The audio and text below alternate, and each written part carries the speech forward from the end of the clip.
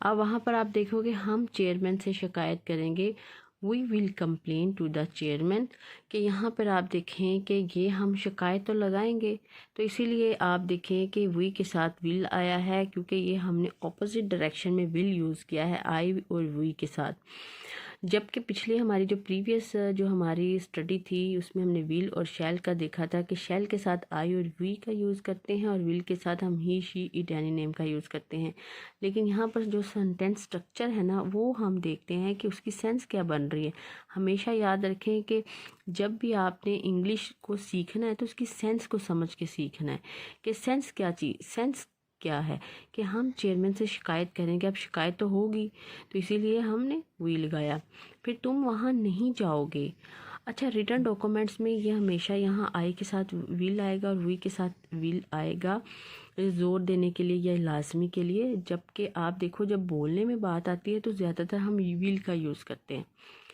तुम वहाँ नहीं जाओगे, you shall not go there. अब यहाँ पे हुक्मिया है, ठीक है, यहाँ पे जोर दिया गया चीज़ पे। वो हमारी हमायत करेगा या करेगी, ही शैल सपोर्ट अस। ठीक हो गया। अच्छा स्टूडेंट्स, हमने विल और शैल के जो यूज़ थे वो हमने देखे थे।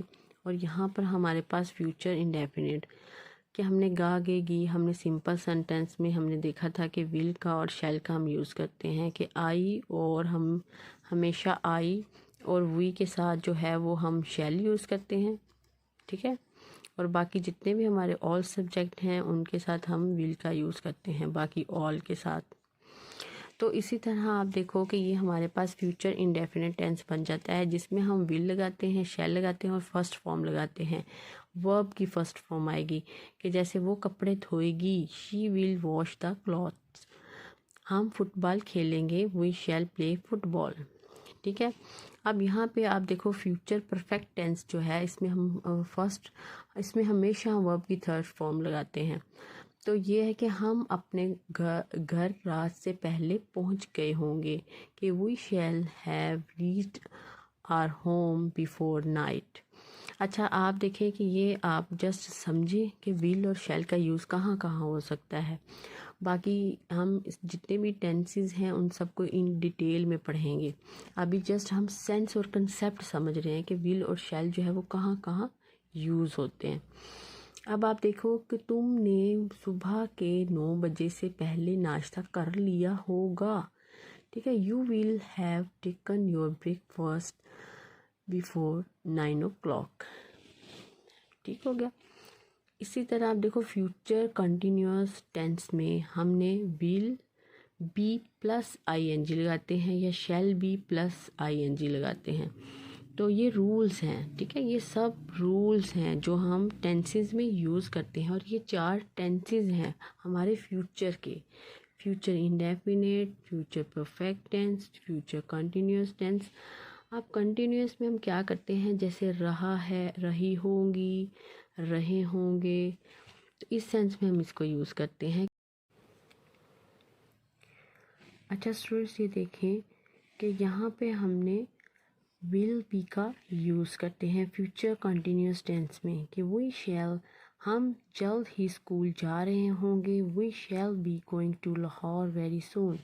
मेरा दोस्त मेरे लिए तोहफ़ा ख़रीद रहा होगा, my friend will be purchasing a gift for मी।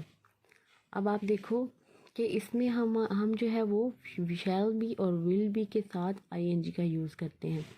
इसी तरह फ्यूचर परफेक्ट कंटिन्यूअस में हम विल हैव बी। अब हमेशा याद रखें कि सिंस जो है वो हम किस सेंस में लगाते हैं कि जो हमें एग्जैक्ट पता होता है, लेकिन फॉर हम जब लगाते हैं कि तब हमें जैसे 2 घंटे, अब कौन से 2 घंटे, सुबह के, शाम के, दोपहर के, ये तो पता नहीं होता ना, तो इसके लिए हम फॉर यूज़ करते हैं। जैसे मैं सुबह से इंग्लिश पढ़ रहा हूँ, I shall have been teaching English since morning. अब ये तो पता है कि एक ही दफ़ा सुबह होती है, एक ही दफ़ा शाम होती है।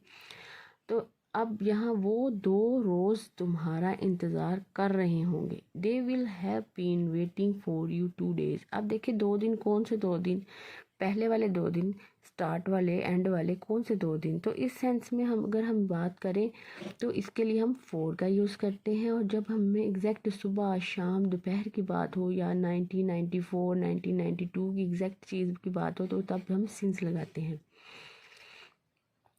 इसी तरह स्टूडेंट्स जो हम इसको इन डिटेल में भी पढ़ेंगे, आप मेरी वीडियोस को लाइक शेयर एंड सब्सक्राइब करें ताकि आपको आने वाली हर वीडियोस जो है उसके नोटिफिकेशन आ जाए। आप बेल आइकन को भी जो है वो प्रेस कीजिएगा। Thank you.